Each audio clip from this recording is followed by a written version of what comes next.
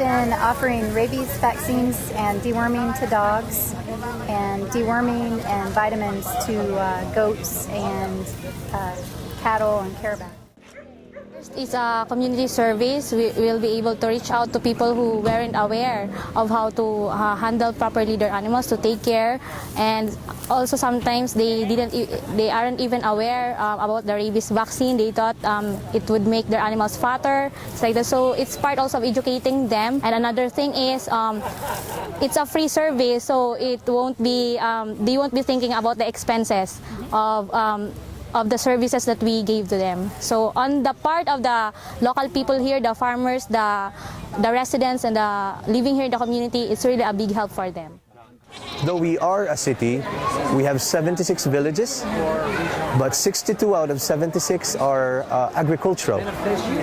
So one of the major propellers of the economy of the city is agriculture.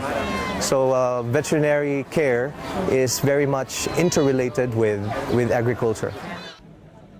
Veterinary care seems pretty similar. I think the two teams are working pretty good together. You know, everybody's working together to get the job done. Yeah, it's my first time to join the Balikatan actually, because I'm just still new in the service, just 6 months. So yeah, it's a great honor for me to be part of this Balikatan.